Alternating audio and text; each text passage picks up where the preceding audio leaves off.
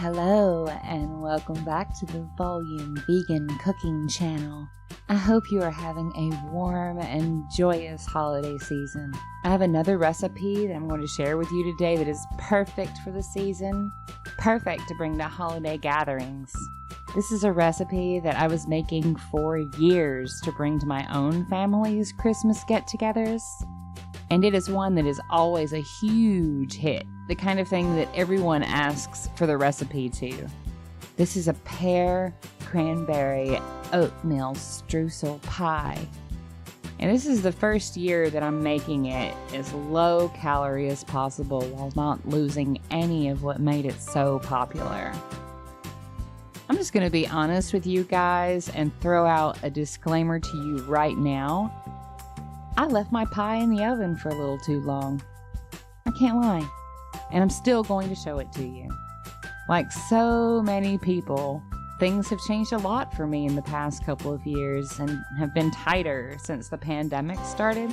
And I'm also someone who just does not waste food if I can help it. I was not about to go out and buy a second round of ingredients to have a better final shot to show you of this amazing pie. It's so good.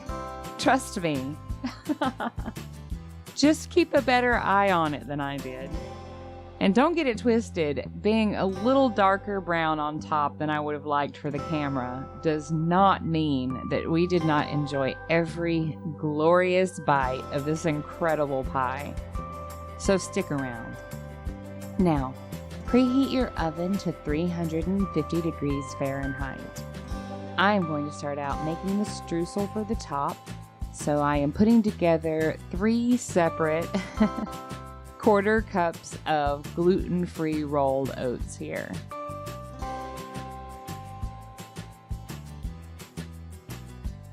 Into that I am adding half a cup of this Truvia zero sugar brown sugar replacer. There is brown sugar in the filling as well, so for the love of saving calories, do find something that works for you. I'm adding half a teaspoon of cinnamon, a quarter teaspoon of nutmeg, and I did a little dash of sea salt here and added about 2 tablespoons of earth balance in small pieces. Mix the streusel ingredients well. I kind of mash it around with a fork, making sure to get the little buttery pieces in there so that you create sort of big crumbs.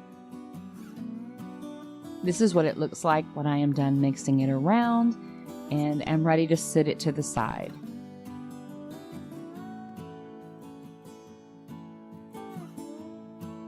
Now I'm taking a pound package of fresh cranberries, about 2 cups.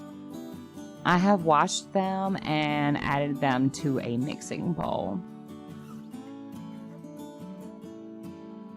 And then I peeled and cubed 2 large green pears and added them to the cranberries.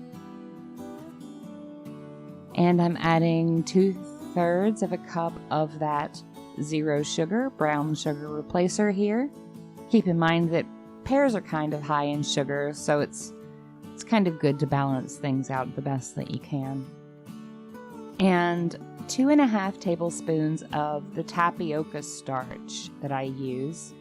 You can use a corn starch or potato starch if you prefer, and then mix it all around so it's completely combined.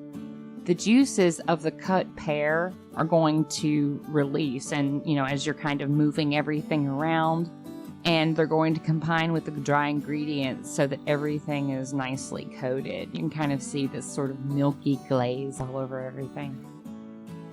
I used to make either a graham cracker crust for this pie, or when I was trying to eat more whole foods, I would make a ground up almond-based crust for it, but graham crackers aren't gluten-free and almonds are expensive and high in calories. So to cut down on the calories and the fat in this recipe, I decided to try this 2-pack of vegan gluten-free pie shells that I found by Wholly Wholesome. It just tells you to bake any pie according to pie instructions, so this crust doesn't need a pre-bake. I put my entire pie filling mixture into one of the pie crusts. I suppose I used to use the deep dish pie method because as I spooned it on, I thought, this is a lot. But I also thought, okay, this is going to cook down because the cranberries will cook and blah blah, but I also knew that I should put this pie tin on a baking sheet because it was likely to spill some hot, red, sugary cranberry juice syrup out of it as it bubbles and cooks. And I was so right.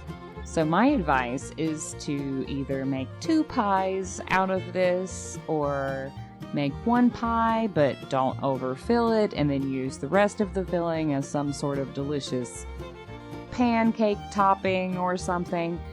Or just go for it, like I did. But think about how hot fruit syrup might be a hard cleanup later, so keep something underneath it. And here I have my overstuffed pie, and I've topped it with delicious streusel. Just making sure that it's mostly covered so that the sugary, buttery stuff can get in all of the bubbling fruit nooks and crannies as it bakes.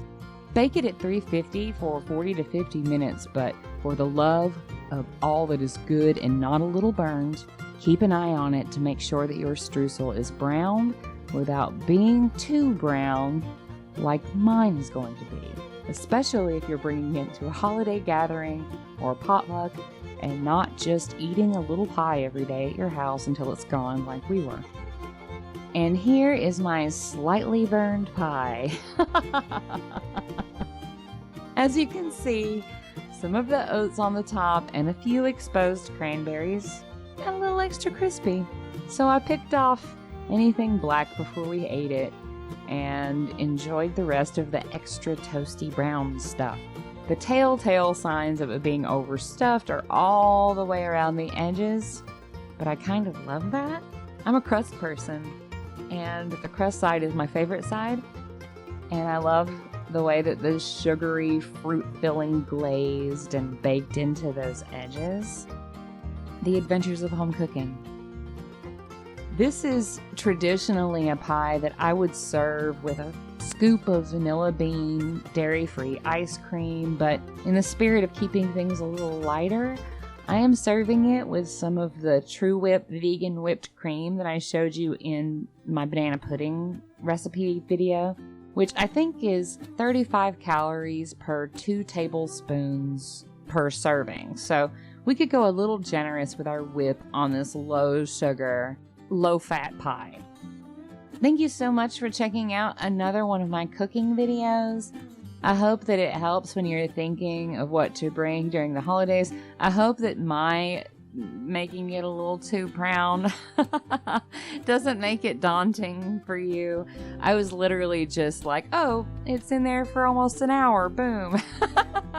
And let myself go do some other chores and just was not paying attention to it. But you guys can learn from my mistakes and keep a better eye on it. I promise you, you're going to love this pie so much. It's going to win your potlucks.